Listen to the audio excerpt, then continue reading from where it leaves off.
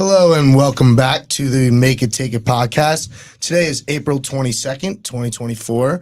We'll be talking all things about playoff NBA. I'm your host, Victor Kustin. I'm here with Adam Oppenheim, John Yaley. Ada Mattel is producing for us. And this is going to be the last episode in Bloomington for me and John as we are seniors. It won't be on the Wednesday show. So this is exciting, talking playoffs and, moving on in our lives, right? That's right. But how do you feel? How do you guys feel?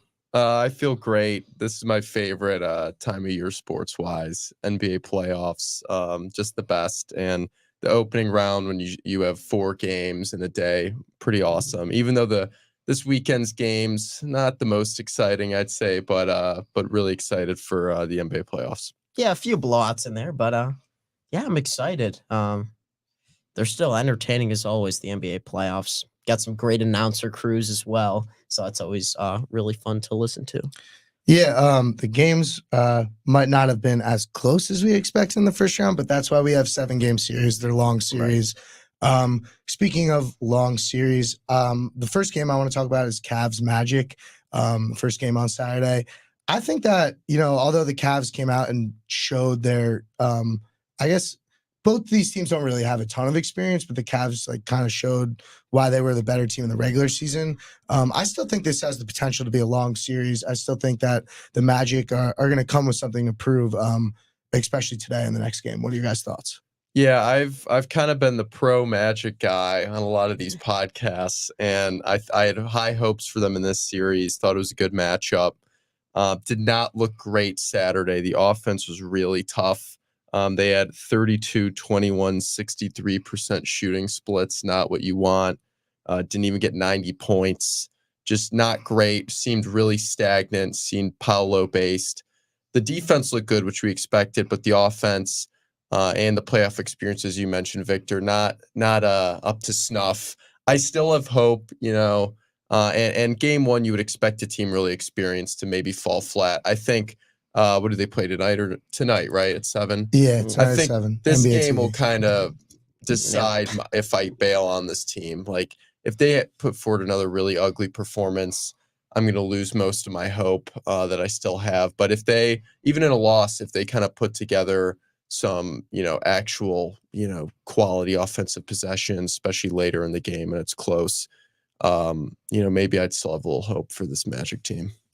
Yeah, this was a rough watch. You knew Orlando's half-court offense was going to be a struggle, but you played great defense. You forced the Cavs into 17 turnovers, but they were always just, right there, and then the Cavs would hit a three-pointer and be like, dang, there's no way you're coming from an 8-point deficit if you watch the Magic's offense, which Paolo Banchero, had an okay game, but he had 9 turnovers. Franz Wagner, they're going to make him shoot the ball from the outside. Jalen Suggs really struggled, was a beast on the defensive end. But I'm looking at Cole Anthony, 0 for 7 from the floor, 0 for 4 from 3.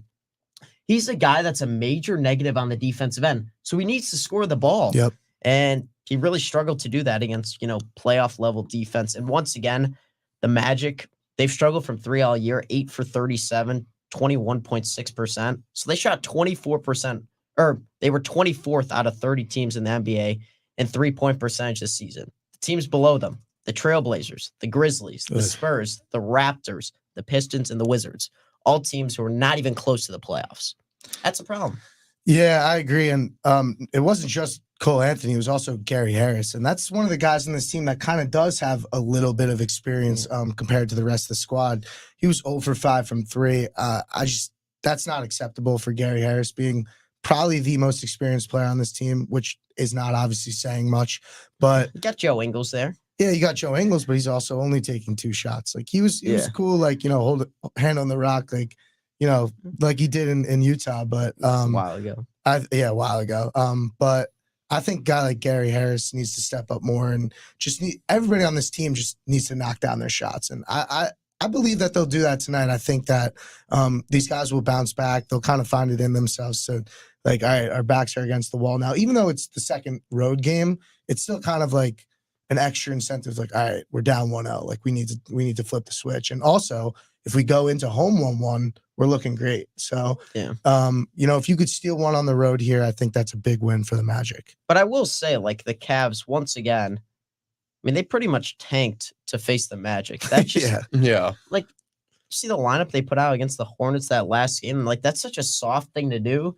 And it really tells me one thing. All those Donovan Mitchell, rumors about what's going to happen in the offseason, they're fine with winning one series.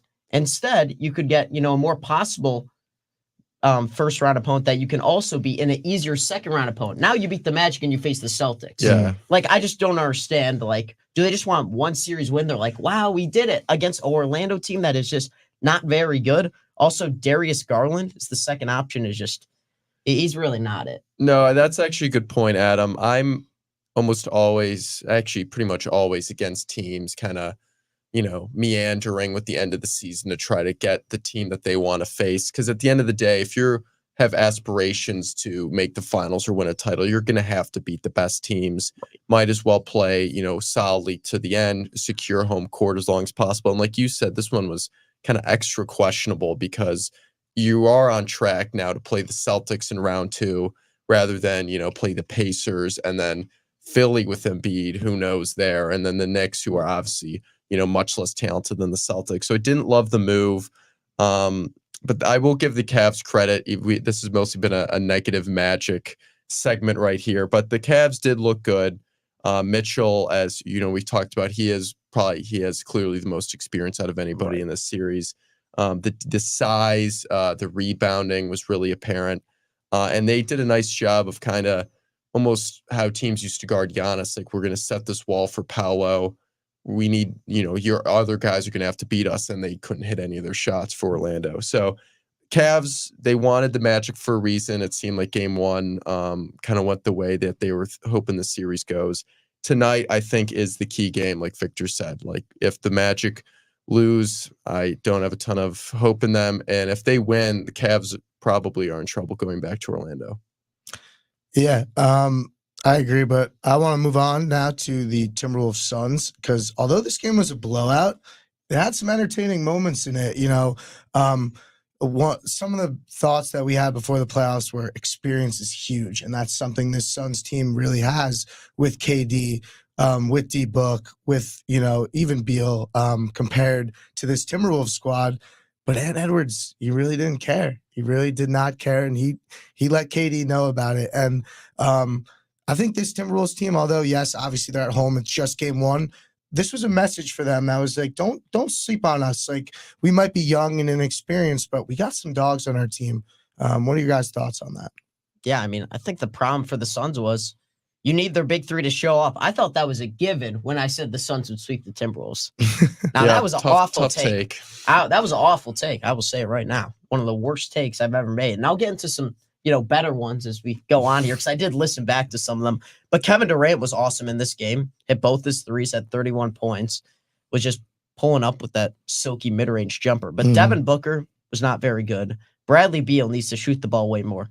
But the key for me, Grayson Allen didn't hit a single 3. He was number 1 in 3-point percentage in the NBA and got injured on top of that. And so now you're relying on someone like Eric Gordon, who we constantly roast, but once again, 0 for 5 from the floor, 0 for 4 from 3. Hate to do it to our Hoosier. Right, but they're not deep enough. So if your second option in Devin Booker isn't going to play well, they have no chance. But for the Timberwolves, outside of Edwards, he got a lot of help. Yeah. Karl-Anthony Towns had a really solid game, including drawing some fouls. Wasn't a liability on the defensive end like some would say he can be, which he obviously has some tough matchups. But then Alexander Walker off the bench was terrific. Yep.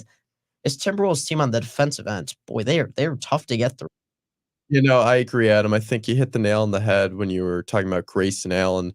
The issue with this team last year, it was pretty obvious. The lack of depth. Whenever the bench did well, they would win. When the bench didn't do well, they usually did not. And if they did, it was because Booker and Durant were shooting like 70% from the field. But So you need the kind of hope for this year, beyond the fact that you have Beal, who looked good late in the year, is you do have Nurkic, who I've never been a fan of, but has had a good season. That you have Grayson Allen, who's shooting 40-something% from 3. You can't have this guy go 0 for 3, get 2 points in a loss like this where you don't even get 100. So not great. You need the others to step up. And in terms of Minnesota positives, You mentioned Towns having a good game. I think the interesting thing is there were some question marks with Towns coming back from the injury. Edwards is kind of taking control of the offense. They have to rework Townsend, who's got a big share of that. How will that look? Will there be any issues?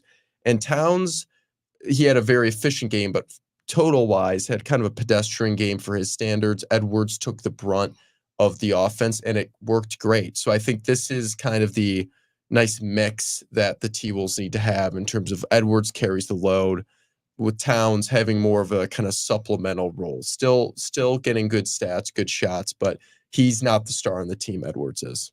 Yeah, I completely agree. And I think that's honestly the scariest thing about this Timberwolves team is their second star, Karl-Anthony Towns, took 9 shots. He scored 19 points. He took 9 shots. And that just goes to show that, like, if Ant doesn't have it going one day, you could go to Cat. You could go to someone else. Mike Conley didn't really have it, but he also could be that guy that could step up and give you a little scoring boost. And I think, like I said, that says a lot, like you said, about the depth of this team. And comparatively to the Suns, they just don't have that. They, like we talked about on the last show, they went all in on kind of this star, like no depth kind of way of doing things. And one of the big things in the playoffs is role players knocking down shots. And I guess really the 2 main role players for the Suns just didn't knock down their shots. And that's pretty common, I think, on the road. But still, it's just not a good sign of things to come. And it's a positive thing for the Timberwolves that they do have other guys like Alexander Walker, like Conley, like Naz Reid, or they could throw more shots at Towns if they need to.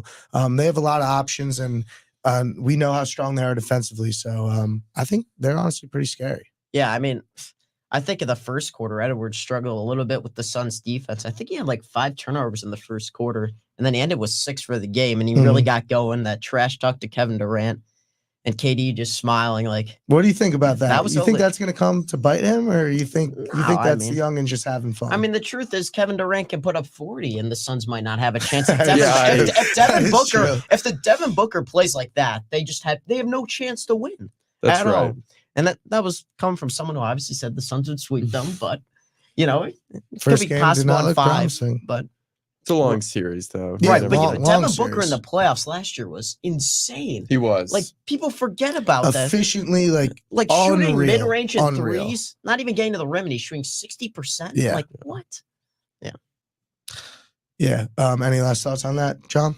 No, I basically covered it. All right. So let's move on to probably was the best game of Saturday, the Sixers and the Knicks. The Sixers kind of came out strong.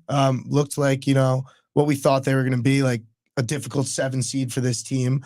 But the Knicks battled. They stayed in it. And then they just hit their shots at the end. Josh Hart especially showed up big for this team. I really like this Knicks team. I don't think that this was the most promising game 1 for them, but it kind of showed, I think, the heart and togetherness that this team has, like the Nova Knicks. And I'm a big fan of it. What are your guys' thoughts? Yeah, no, this was probably my favorite game of the weekend, despite the really good Thunder game last night. Just this is the series I'm most interested in. Even though it is a 2-7, the 7 seed having a top 5 guy makes it so much fun to watch. Obviously, massive injury questions there, which kind of are clouding the future of the series. But really fun game. 2 well-matched teams, a lot of talent, great home court for the Knicks, great fans. And it was Brunson didn't really have it, and it didn't end up mattering. The other guys stepped up. I thought McBride obviously was incredible. Josh Hart hit the big shots at the end. Bogdanovich had a good game. That's a really good sign if you're a Knicks fan, because the fear would have been, are we too Jalen Brunson dependent on offense? Do we have any other guys? And the other guys did step up. I mean, Brunson was 8 of 26, 1 of 6 from 3, and they won by 7.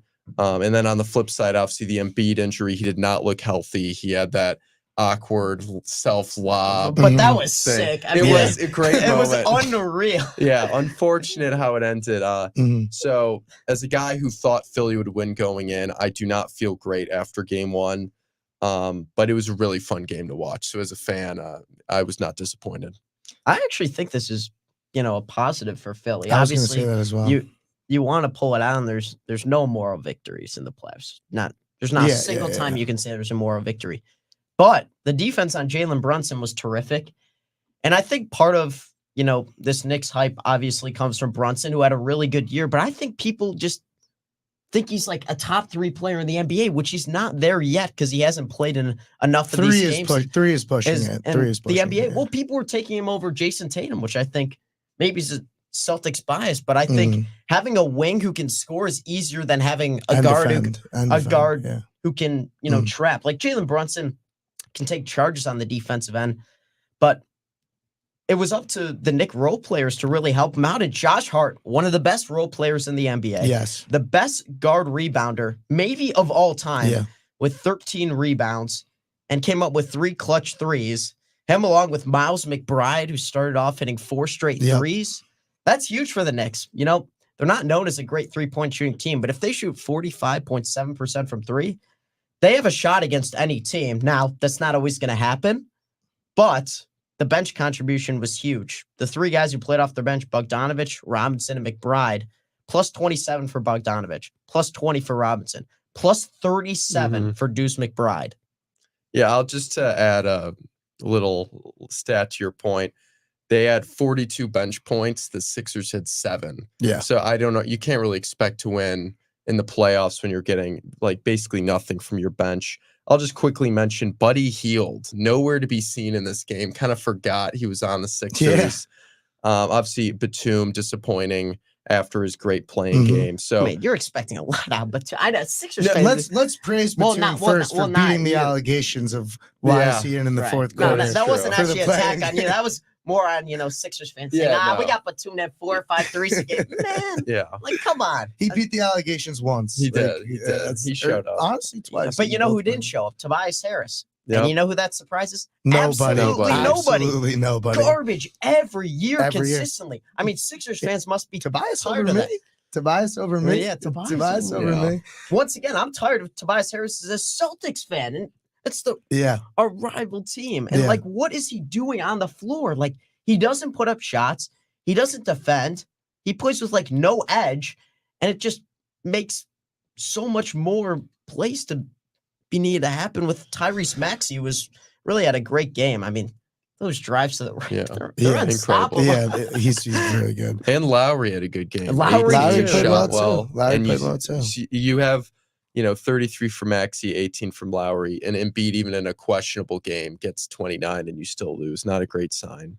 Yeah, this is what I want to talk about is I think it's kind of interesting that you pre-series picked the Sixers, and aren't happy with it, and I pre-series picked the Knicks, and I'm not going to say I'm not happy with my pick, but this game kind of scared me a little bit because it was like, okay, the Knicks really just hit every shot that they possibly needed. Like when there was a big shot that was taken, it went in. Like it never met Josh Hart, anyone. Whenever OG Anunoby had the big 3 down the stretch, like there was never a big shot that didn't go in for this team, which I think is very scary, especially when you're playing game 1 at home. When you go on the road, are you still going to knock down shots like that? But also, Brunson didn't have his best game. I was about to say. I think that really speaks to how good this series is going to be. It's going to be a dogfight to the end. It's really going to start when the first team loses at home. And like can the other team kind of rebound from that? And I also want to shout out Kelly Oubre for the defense he played. Early in his career, was not really known as that defensive player. And I think like really changed his kind of identity and put in a lot more effort on that end and is prolonging his career, honestly. Yeah, and you also look at the rebounding differential, 55 to 33, 23 offensive rebounds for the Knicks. That's how you combat, if you can't hit shots. You have another opportunity. They shot under 40%. The Sixers shot nearly 45%. You win the game because of the rebounding. And once again, people always confuse, the regular season with the playoffs every year. Mm-hmm.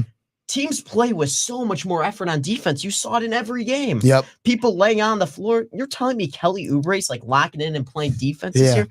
Ain't no way. No. Not everyone plays like Josh Hart every game. No. Yeah. Not many NBA players. Definitely. Again, like I really think this is going to be an amazing series. Like the Knicks shot 45% from 3 and Jalen Brunson was 1 for 6. Yeah. And every other player knocked down their shots. what's going to happen when Jalen Brunson starts knocking down the shots and the other guys start missing. I just think it's going to be a great series. I agree. Um, Quick Mitchell Robinson shout out too, by the way. Yeah, He's Coming off the also, injury. another guy that really came along was always strong defensively, but had trouble kind of staying out of foul trouble, and Mhm. he's figured it out recently. Yeah. Good for him. But the last game on the slate for Saturday was a rematch, a classic rematch, Lakers Nuggets. What are your guys' main thoughts on this one?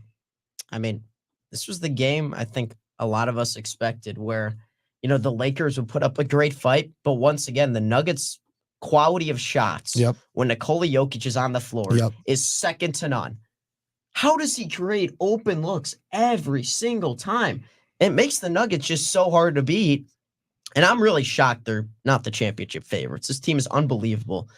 Caldwell Pope hit big shots. Jamal Murray always elevates his game. Yep. And had 0 turnovers. The Nuggets as a team had 4 for the game. And this wasn't even a game where they shot well from 3. It's unbelievable. But once again, it's the Lakers. Do they have a supporting cast? The answer, as we know, is no. And Yeah. not only do they not have a supporting cast, they have nothing outside of LeBron and Anthony Davis. Mhm. D'Angelo Russell again Again, against the Nuggets. Again. Average just over 6 points per game last year. Was 2 for 15 from 3. Back to his old ways. 6 for 20. 1 for 9 from 3. Always a negative defender.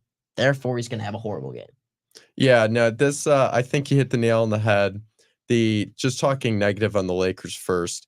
The D'Lo, it's the same thing as last Western Conference Finals. Just cannot hit a shot, can't hit a 3, continues to take them.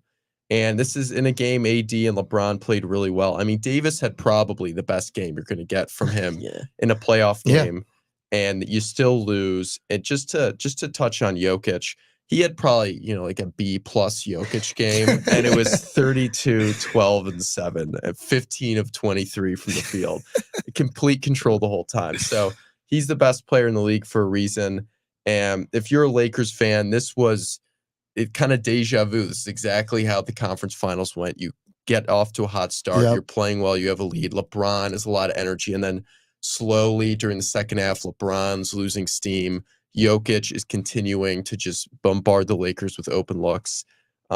Not great if you're a Lakers fan. Only game 1, but it's kind of what you were expecting if you thought the Nuggets were going to win the series. Yeah, and I completely agree. It's a lot like the last series where it was a sweep, but it didn't really feel like a Right. sweep. Where Close sweep. yeah, like That's why some people LeBron. pick the Lakers.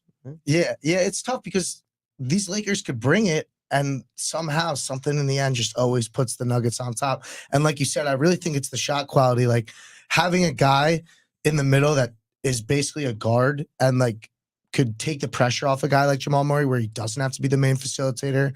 He doesn't have to bring the ball up every time.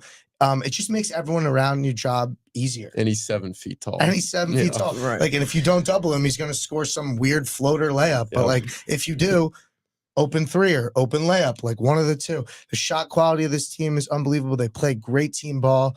There's a reason these guys won a championship together because they know what they're doing. And also, I know Christian Braun didn't really have the season maybe he had last year. And he also had an amazing playoffs.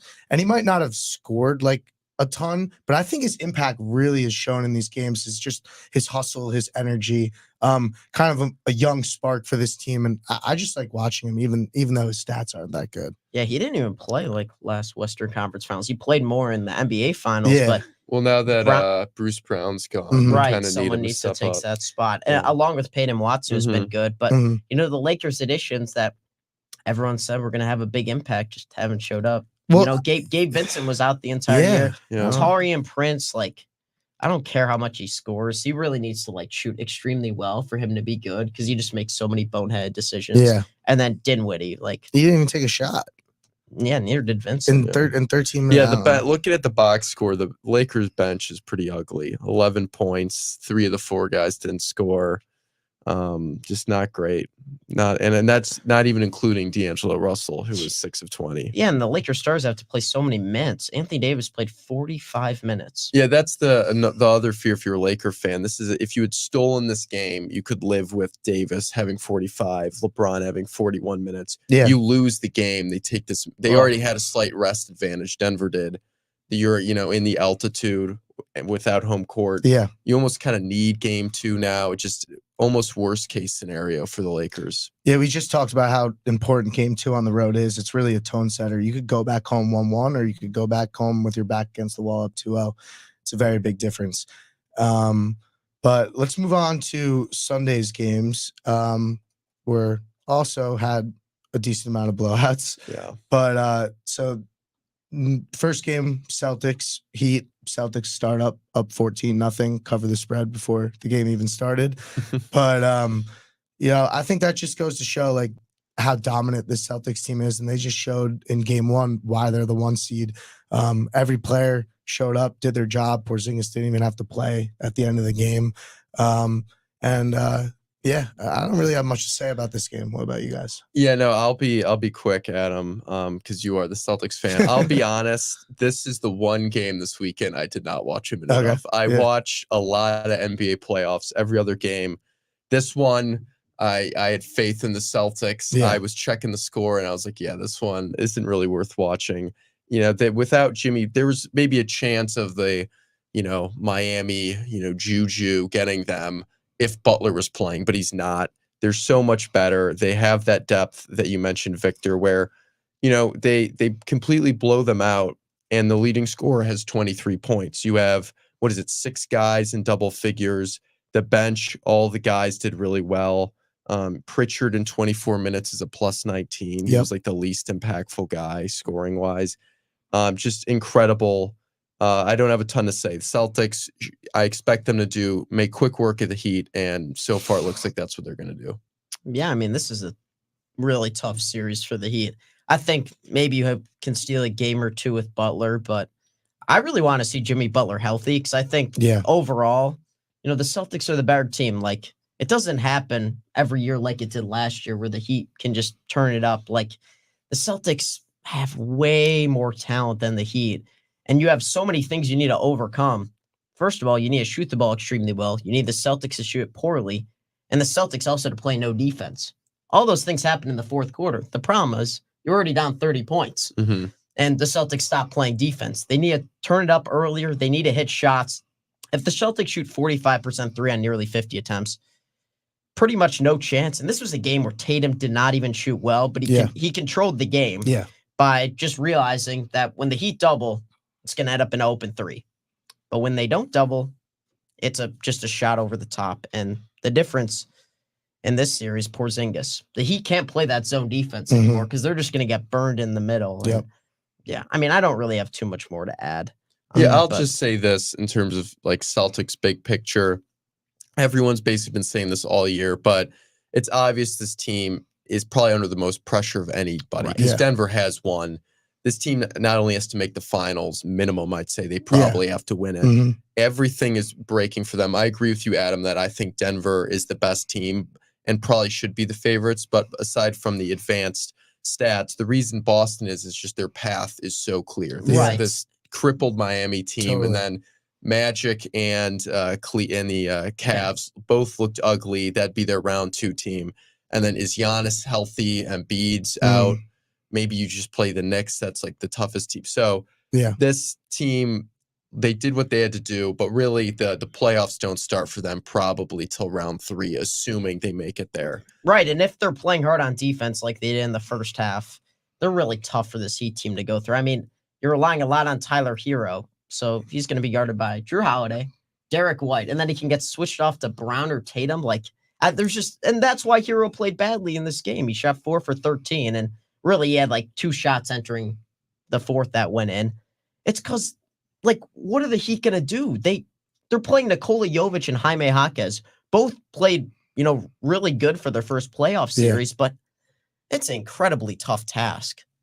Yeah, I agree. And one thing that you kind of brought up that I want to mention, although I just spoke about how Ohio was kind of on the Knicks, and what they got going on, the culture there, we could argue that they're one of the weaker 2 seeds in terms of just pure name talent that we've seen in a long time. So like you said, this path for the Celtics does look very clear.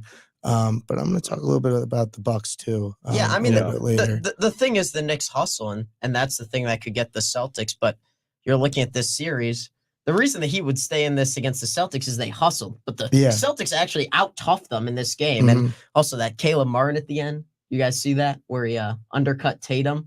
I did not see No, that. I didn't. I'll show you guys real quick and get your reaction.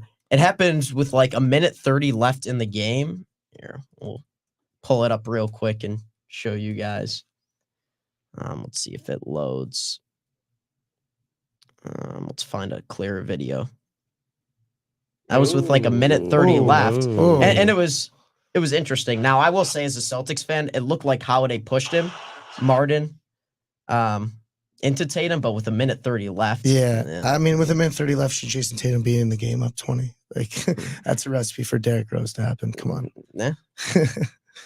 But moving on here, going to what I thought was going to be a lot better game, and was honestly disappointed by Mavs Clippers. This game just never felt close. James Harden, man, this guy could play, and I've never been a hater. I know there's a lot of haters out there, but I think in the games that either Kawhi or PG, you guys both are haters. I was gonna do the same thing. Yeah. Like, honestly, like, I think like he's kind of found a nice little role with this team where it's like, all right, if Kawhi or PG is out, I'll take on that main role. If not, I could sit back, knock down my shots when you need me to. And he stepped up, and his experience showed in this game. Yeah, no, I agree with what your kind of assessment, that disappointment. That was how I felt about this game. This, other than Knicks Sixers, probably my most anticipated series. Mhm. Obviously, you hope Kawhi plays at some Yeah. point. But this game, even without Kawhi, just not close. Not as close as the final score Right. indicated. It was a blowout the whole time. And I will give Harden his flowers. I will. He does have good playoff games, like we saw last year. I think it was game 1 and 4 against Boston. He had Mhm. 40 plus. The question really is when it comes down to like a key, elimination type game. But he looked great. The overall, you had 3 guys get 20 plus. Paul George didn't shoot that well, but it seemed like all of his shots were kind of at big moments Mhm. when the Mavs had momentum. And Luka and Kyrie, especially Kyrie, did play well. He impressed me. Luka a little inefficient. Mhm. Never really that close. I'm not sure what to do with this game because there was no Kawhi. Yeah. The Mavs, I expected to be better, but it is only game 1 and they're on the road. I'm curious to see where this series goes, where Kawhi is at. Good thing for the Clippers to win game 1 without him, but I don't know what to take away from it. I think it's such a tough game to analyze because the Mavs were just out from the beginning. Like, the They Harden really got just hot, gave up. They're and kind of sluggish. very sluggish, and they only shot 38% from the field. That's just very unlike this Mavs team. And we talked about it, like role players knocking down shots. Like, Luka's got to find his guys, like Tim Hardaway or someone, or PJ Washington. You got to start making more threes, or else the Mavs are in trouble. Yeah, I mean, this was an ugly game. I mean, the stats for Luka and Kyrie don't even show that much because when you're down by 20, it's easier to make shots. At halftime, Luka and Kyrie combined for 17 points on 26% from the field, Yep. 10% from 3. If those two players aren't playing well, it's going to be a blowout every time. Ivica Zubac had a great game, 20 points, 15 rebounds, and took away pretty much all of the lobs and easy baskets. Yep. I mean, Gafford was 1 for 4, and Lively was 1 for 3. So if you're not getting lobs and you can't hit threes and your 2 stars don't play well, I mean, what are you going to get? This Mavs team has pretty much nothing else. And I was a believer in the Mavs, but once again, you're relying on Exum, Hardaway, Kleba. It just doesn't feel great. And for the Clippers, it obviously is easier when you shoot 50% from 3. But boy, did James Harden in the first half controlled the game, 100%. looked good passing the ball, and also had 1 turnover. It was unreal. Looked very in control. It is funny that I did raise my hand when you mentioned like Harden haters. I would just say I've been hard on him for, like I mentioned, the elimination games. He seems like he doesn't really want to be there. But it's funny because then you have games like this where he just seems like in complete command, totally comfortable, playing at his own, like kind of Luka-ish, where he plays at his own pace and just does whatever he wants on the floor. He looked great. But again, without Kawhi, and you did shoot 50% from 3, that's not really super reliable. The one But thing neither is the Mavs defense. that's true. That's a good. Yeah. And So- what's going to happen when Kawhi gets thrown into the mix? Yeah. I'm just beyond disappointed and just want to wait for the next game to even yeah. think about this But series. I mean, I agree. will say you brought up like the 2 James Harden 40-point games, but then he averaged 22 for the series. yeah, so, exactly. Because he I had mean- what 9 in Game 7. or Yeah. something But like that's that. why I like him on this team, because I don't think he has to be that 40-point per game scorer every day. It's like, all right, Kawhi's out. Harden, do you? Yeah. Like, And lead even out. Like, Westbrook was really good in this game. Brought so was. much energy. another thing I talked about earlier in the year is I love the role Westbrook carved out with this team. He doesn't feel like he has to do too much. He just is a little spark, cuts to the basket. He hit a corner 3. Like, just do your thing. Be a little spark plug and use your athleticism. Yeah, no, I love the idea of this Clippers team. Obviously, you're not gonna make the finals, maybe not even the conference finals without Kawhi. That will be the question. I hope he comes back healthy, and I just hope this series does get a little more entertaining, I because agree. I was anticipating this one. Yeah, I think we all were. And another series that I think we were interested in before because of Giannis's absence was Bucks Pacers. And I'm not gonna lie, before the series, like I like the Pacers as a team, but we talked about the experience kind of aspect of the NBA playoffs, and that really showed in this game. Tyrese came out, he took 7 shots, did not shoot a lot. Siakam took 25, shot very efficiently, 60%, played a great game. But it was the Dame show in the first half, and that really just shows the experience that this team has. Dame wasn't afraid to go out there and just hit shots or take shots and just throw them up. And also Chris Middleton, we haven't seen this from him, I feel like, since that Bucks finals run, like this kind of prime Michael Jordan, Chris Middleton, like that people used to always make jokes about. And this Bucks team, their odds moved from 2,700 to win the finals to 1,700 after this game, which I think is warranted. Like they look strong without Giannis. What are your guys' thoughts? I mean, I don't think it's surprising for me that the Bucks won this game. What's surprising is Lillard having 35 in the first half. Yeah. But also that Pacers defense, it doesn't translate. That kind of, just go up and down. We'll hit some threes. Well, they Mhm. started like 0 for 12 from 3. And then you're really struggling. And that's a take that I had last week. That was actually really good, unlike that Suns sweeping the Timberwolves take, which is Halliburton needs to shoot the ball. And once Yeah. again, how are you only attempting 7 shots? Pascal Siakam had a fantastic game. It will be probably his best game of the series, and you Mhm. wasted it. Yep. Because Halliburton didn't shoot the ball, Turner was not good, and no one else was engaged, including Rick Carlisle, was playing 11-man rotation in the NBA playoffs. Yeah. What are we Yeah. doing? Doug McDermott's getting quality minutes. I mean, TJ McConnell looking off Halliburton. Do you guys see that in the third quarter? Yeah. Why in the world are you looking him off to shoot a 3? TJ McConnell took 13 shots, and your No, all-star no. starter Tyrese Halliburton 7. took 7. Yeah. But also, how's your center 5 of 17 from the field? Miles Turner.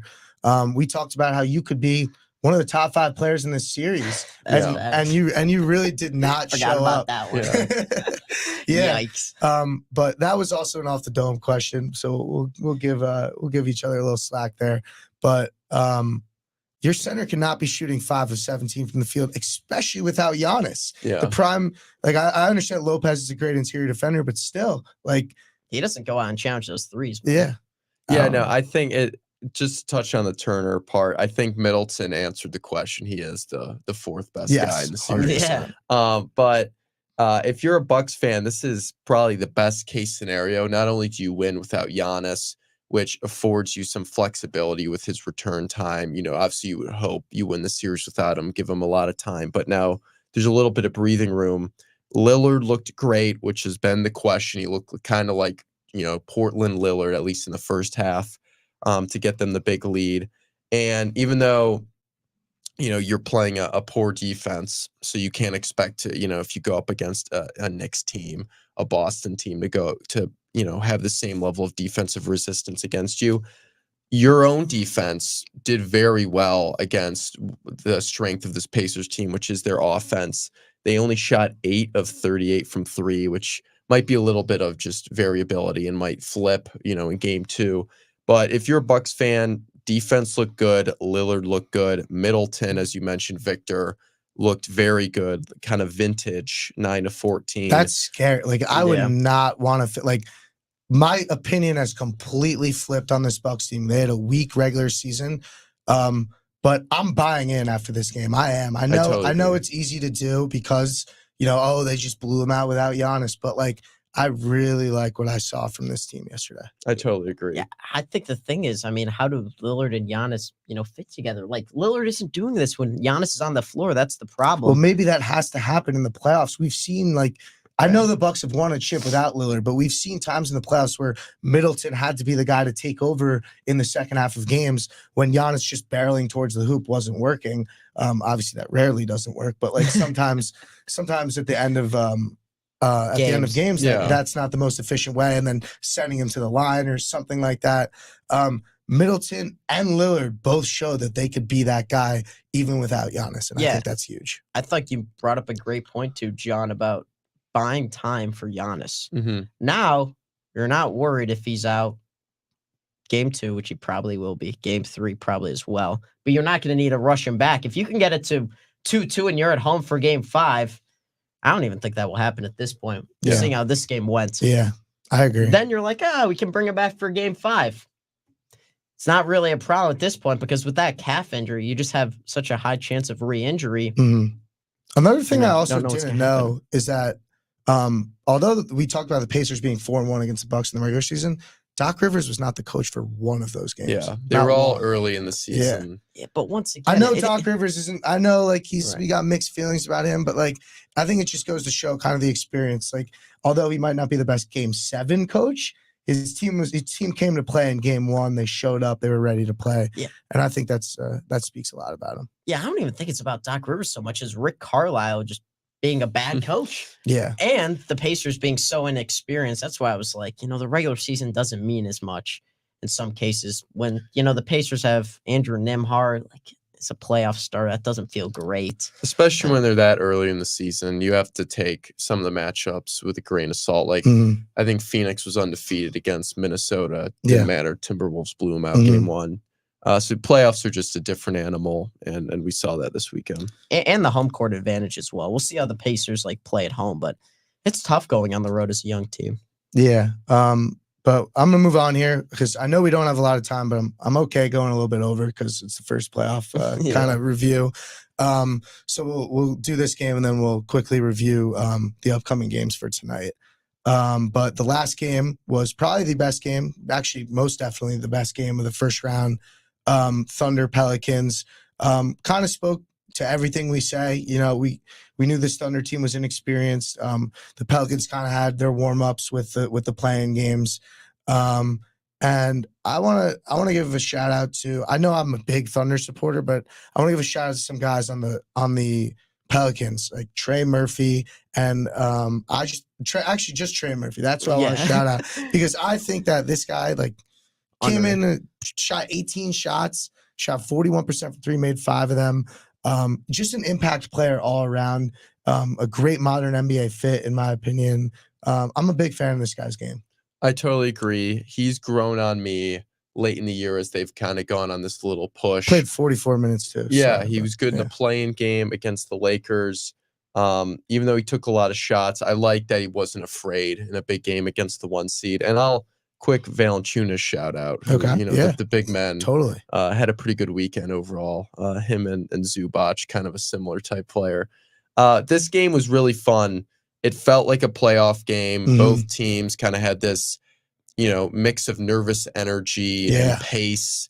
They didn't shoot well in the first quarter. It was close throughout. And this, I think, is a great encapsulation of how competitive the West has been this year. Because this is the 1 and 8 seeds. Yep. The 8 seed doesn't even have their best player. And I didn't feel like there was an insane talent disparity. It didn't shock me that the Pelicans were in this game. Obviously, neither really have any experience.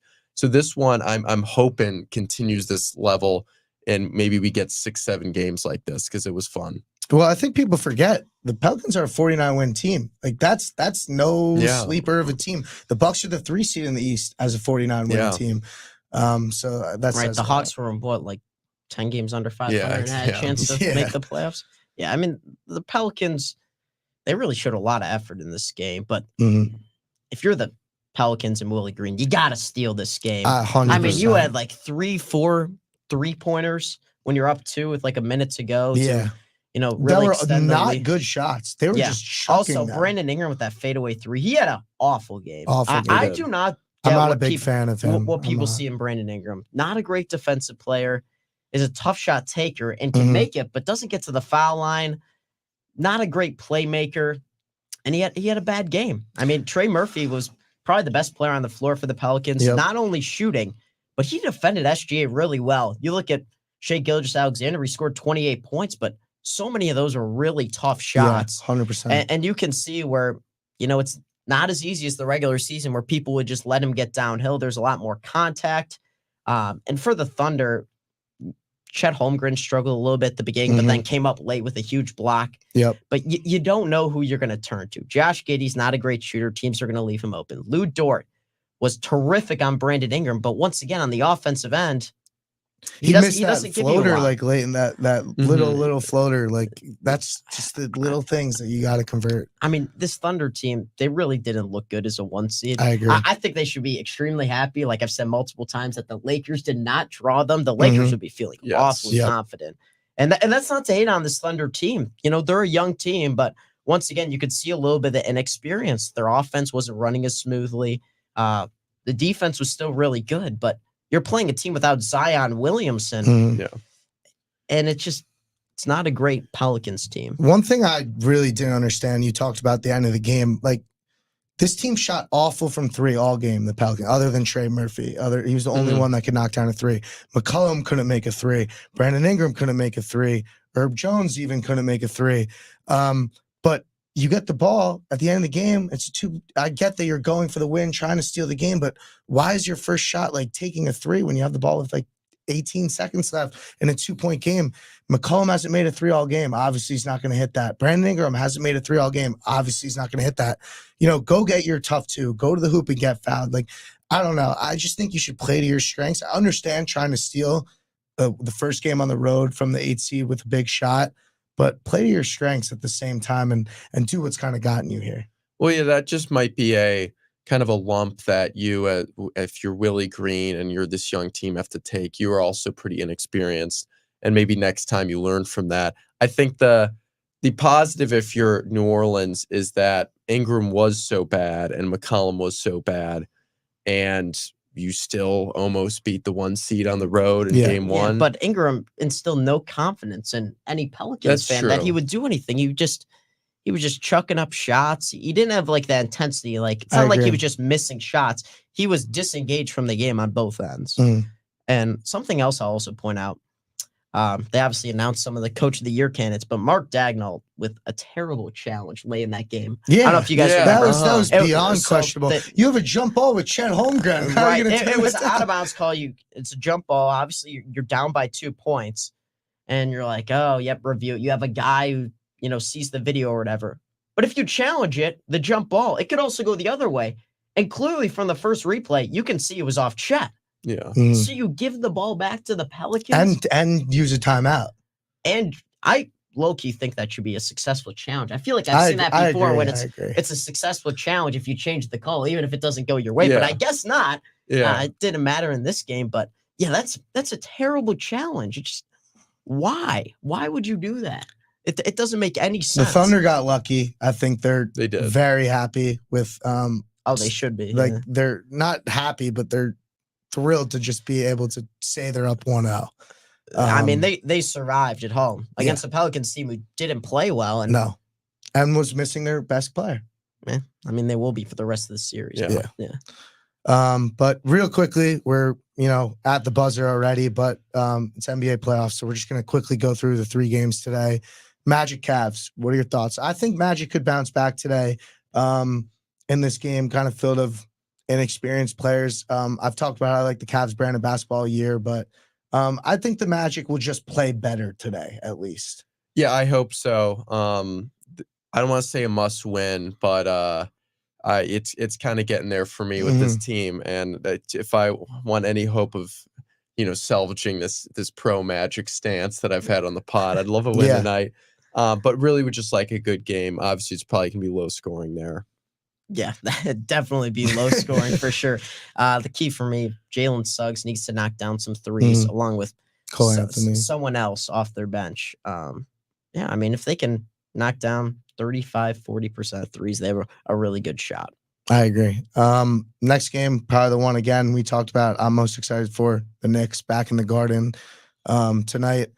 Again, I think this is a must win for the Knicks. I know it's at home, but like if you go 1-1 into Philly, that's a tough place to play. Like we talk about a home court advantage could mean something, could not. I think in this series it means a lot. And the Knicks, Brunson needs to get going tonight, get some confidence going into the road games. Yeah, I don't want to say must win, but I'd say it's like a step away from that. You want to keep the foot on that neck of this Philly team. Embiid does not look good. You are at home. You would feel so much better being up 2-0. I think for the Knicks, you want to see Brunson play better and kind of beat the Philly defense and Kelly Oubre. And if you're Philly, you want Embiid to look kind of healthy and not run out of steam late in the game and obviously pick up the win. But a bigger thing for me is Philly and just Embiid's health. You want to feel a little more confident in him. I agree with that. I think this is a game that Philly bounces back, honestly. There's a lot of pressure on the Knicks to win here because Sixers steal home court, like you mentioned, Victor. Could be a wild ride. You're going first round to 6 or 7 games. That's a pretty hard path. I think this has to be the Brunson game. I think it has to be. If this team goes to Philly 1-1, and I'm a Knicks fan, I'd be shaking in my boots. Like I'd be scared. And I want to see Brunson, have a big game. So, because I believe if he does, like one of the two on the road will at least be big for him, and they'll have a chance at stealing that, maybe going up 3-1 at home. So I would love to see the Knicks, for their sake, win in this spot. But moving on to the final game, Lakers Nugs. I just don't feel like there's much to talk about in this one, because the Lakers always bring it. But like we said, the Nugs just always find a way in the end. The quality of basketball is just better down the stretch. I think the Nugs are going to give it to them again. Yeah, this one I will say is a must win for the Lakers. You do not want to go down 2-0, having to win both games at home, just have a chance to be up, to be tied 2-2. And if you're the Nuggets, I don't have much to say. You're the defending champs for a reason. You have Nikola Jokic, so you're probably feeling pretty good. Yeah, I'd be shocked if the Lakers won that game. Yeah, that's all I got. I agree. I honestly agree. I hate to say that, but because it's sports, but the Nugs just look so good, and it's LeBron. Yeah.